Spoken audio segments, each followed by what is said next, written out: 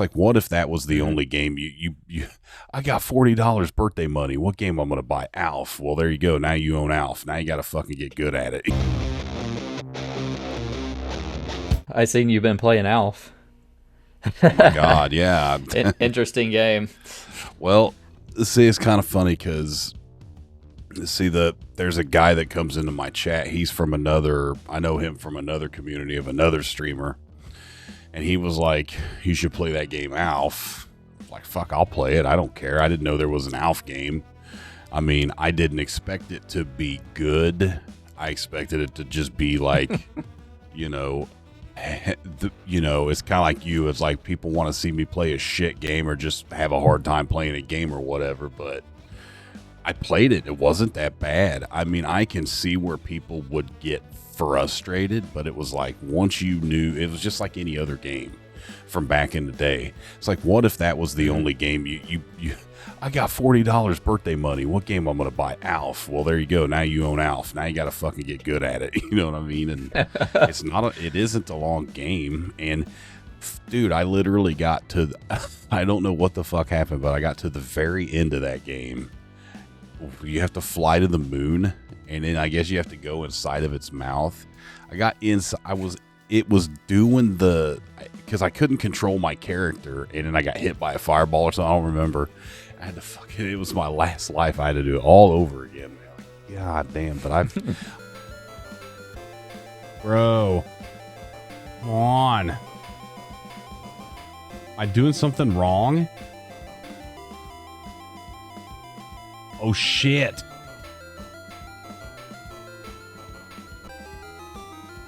What the fuck, dude?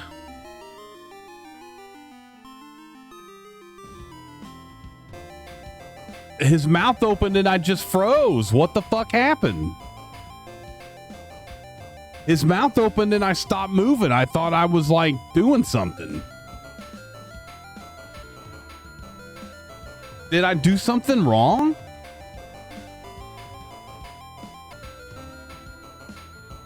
Bro.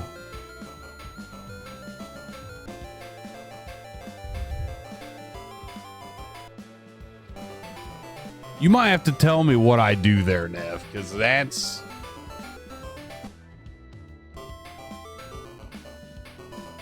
I became a pro, but no, it was pretty fun. It only took me like 3.5 hours total of trying.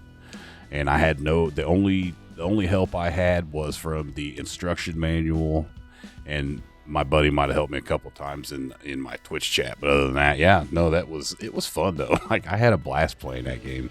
It wasn't that bad, and I don't play Master System games that much, like at all. So it was. I see you've been playing a lot of Master System and TurboGrafx 16 too. So yeah, I was playing the Bonk games. I had a lot of fun with that. The first Bonk in particular. The second Bonk, it gets really kind of dumb at the end. But I got to the end of that and then I fucking lost because I couldn't. Like, it's weird. You have to hit them on top of their head or what. But then when I would hit them, I would take damage too, because I was like, I can't get high enough to hit them. So I was like, because they're like taking up half the screen. They take up so much. It's fucking insane. So by the time I got to the last guy, I was like, well, I'm doing damage to him, but he's damaging me too. I don't fucking do. So I couldn't beat that game, but. And then I played some Streets of Rage, and yeah, I had a good week streaming last week. I was like, I haven't been able to stream very consistently because I've been busy and stuff. So I got 6 days in a row this week. Nice. Just taking today off to do this. I've been dropping in every once in a while, and then I'll watch the VODs in full afterwards. And that's good. Yeah, Bonk looks like a bitch. That boss rush at the end, I hate that shit. And then it's fun though. You died, and then it's like, oh, you got to beat all these bosses again. Like, I would just go bloop. Well, and that was why the first night. That's why Bonk took me 3 nights. The first one, because I was just gonna save state, and I was like, well, I'm gonna pick it back up. I was like, I can't do that, man. That's not legit. That's not the legit way to do it. So I was like, I'll just go through it again. And then same thing, and then I got through it. I finally got through it, and then once I knew There's a couple of those bosses that like the punch out dinosaur, I call him, like punch out dino. He fucking does this like move where he does like Balrog's turn punch from Street Fighter 2, and it takes like 3.5 of your fucking hearts. See, and that's another thing too. In the first game, you can get heart containers, but I don't think you get that many. The second game, you can get like double your life capacity, but if you have to continue even once, you lose all that. But at the boss rush, or it's not even that is a boss rush. The boss rush is even worse in Bonk's Revenge because you have to do a mini section before you actually fight the fucking boss. But in those mini sections, there are power ups, and you can get like three of your life extensions back before you fight the boss or whatever. But I was like, I'm bonked out after that point. So yeah, I would. But no, too. It was fun though. Like that was the thing. Was I wanted to play something different and try to go back and forth or whatever. And I don't even know what I'm going to play next. I haven't figured it out yet. I have some suggestions. I would say like late NES library, like games like Kickmaster. Have you played Kickmaster? See, I have fucked with that game, and I don't see it. Like yeah, it's a good game, and I have seen, like I might play like Kirby's Adventure or something first before I play that. There are some late games.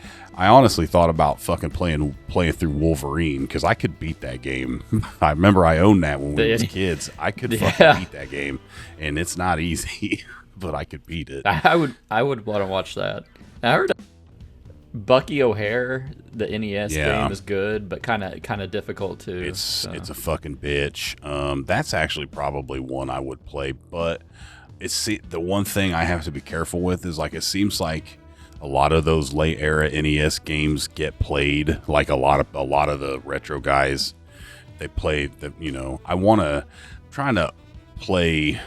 I mean, when you stream retro, it's like people aren't looking exactly, they can't see exactly what you're playing unless they read your title or whatever. And I've had people come through and be like, yeah, I just like watching people in the retro category.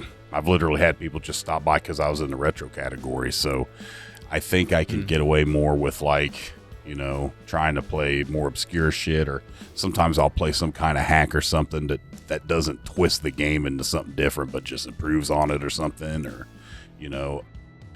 I do. It seems like mostly I have the bit because like there was a couple days where I streamed that Ninja Gaiden game, and I streamed that Fumes game, and just I didn't really get much people wanting to watch. It didn't seem like, and I'm not trying to like chase the carrot per se. I don't mean that, but in my description on my Twitch channel, it says I mostly play old shit, but I play some new shit too. But most of the new shit I play is rooted in retro games. So it's kind of like trying to find, when Fumes is a fucking car combat game that's pretty fun. And then Ninja Gaiden Rage Bound is a lot of fun too. But I think I played both of those games 2 days in a row because I did 2 streams where I did like half and half to see if anybody would, because when you were like, hey, you should play those games, I mean, I was like, yeah, fuck, I'm down. But then that's, if I go and I play that, I don't know, I'd have to see, because I've played, what's the other game I played? I played like a newish, that Chronicles of the Wolfman. I played that for like 5 or 6 days, dude. And I don't think anybody gave it. And that's a Metroidvania game. When I was playing Castlevania Symphony of the Night, dude, I was doing gangbusters.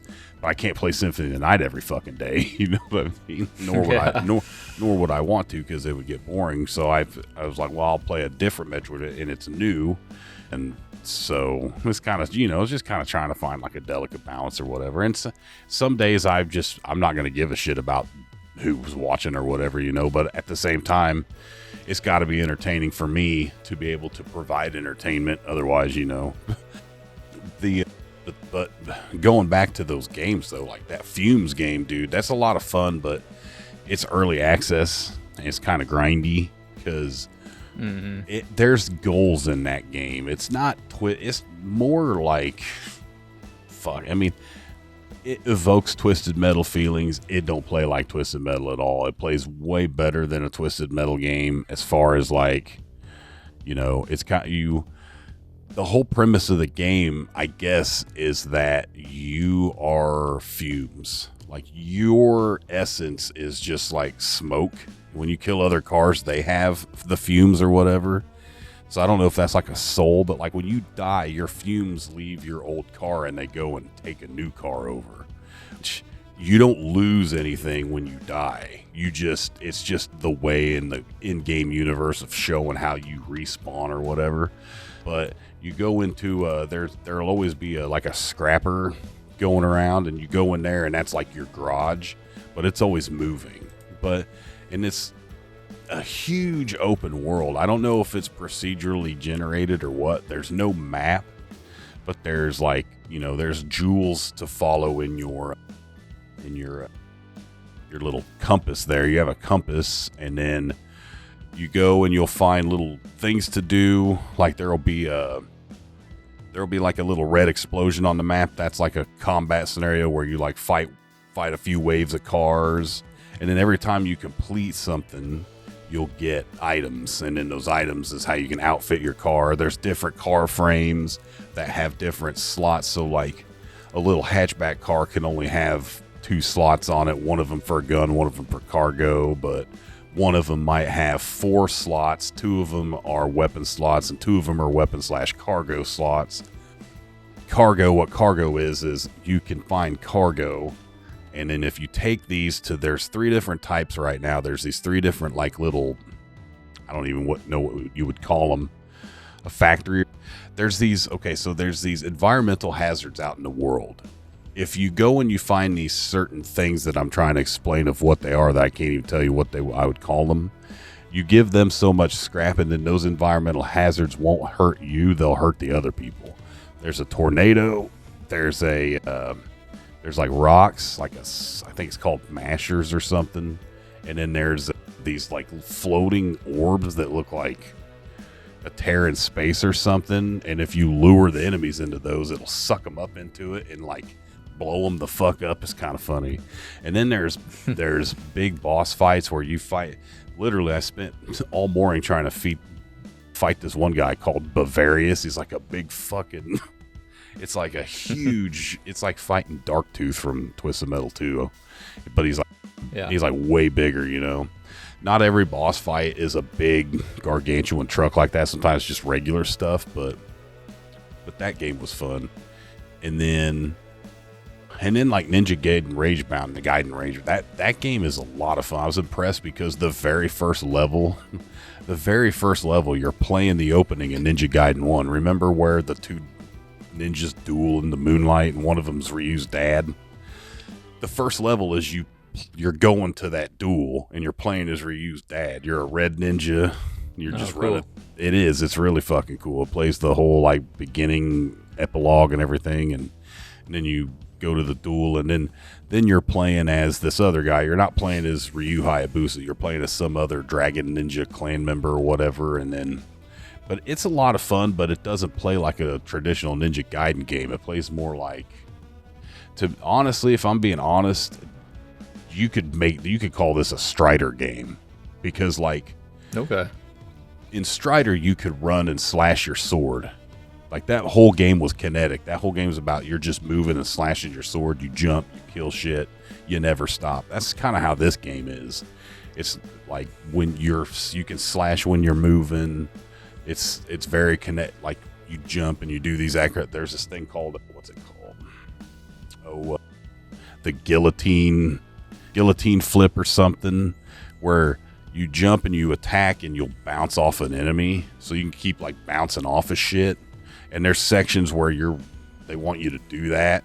And it's also a game that is like, you get a rank at the end, and I fucking hate games like that, because I don't hate it in a bad way. I hate it because it drives the perfectionist in me, because it's like, okay, beat this whole level without getting hit, and you have to kill 30 skeletons and this and that or whatever else, and you can't you can't fuck up one time. If you fuck up, you got to do the whole thing over again. It's like, God damn, you know? So, yeah. And then, but it's a lot of fun. I haven't played it as much as I've played Fumes. I don't know why. There's no, well, one thing I've heard about it is it's a short game. Ninja Gaiden Rage Bound. It's like short. So I'm not sure. Maybe that's why I haven't played much of it, because of how short it is. Hey, Sagat came out on Street Fighter 6. God damn, have you? Oh yeah. Have you fucking? I know you're not a Street Fighter guy, but god damn, have you just seen how awesome he looks in that fucking game? Yeah, he's got like some sort of cloth thing, and he's like pretty buff. This is like exactly how. Yeah, it's exactly how Sagat. It seems like that's how they were trying to make him look in the original Street Fighter 2. It didn't hit really, because he just ended up looking like an emaciated thing, and then maybe they overcompensated too much, but then now he's like a fucking... I mean, this is Sagat, dude. It makes me so... Hulk. He's a fucking beast, dude. And then, like, his critical art, which is their level 3 super move, basically... There's a lot of times in Street Fighter, there's been several times, I even watched a video today where it talks about it. Sagat does this move where he uses his elbow and his knee at the same time like that. Don't mind my fat fucking leg there, but he does this. That's his super move in this one. Like, he fucking hits the shit out of you. Then he hits your fucking leg with his leg, like how Muay Thai fighters do, because all they do is kick rocks and tree trunks and shit, so their legs don't break. And he fucking hits your leg, and then you just crumple onto the fucking ground. Then he does that to your head, smack, fucking damn, KO. And then like he has the laugh and everything still, like, because he's a more humble guy now. He still has some of the Satsui no Hado in him from when Ryu hit him in Street Fighter 1.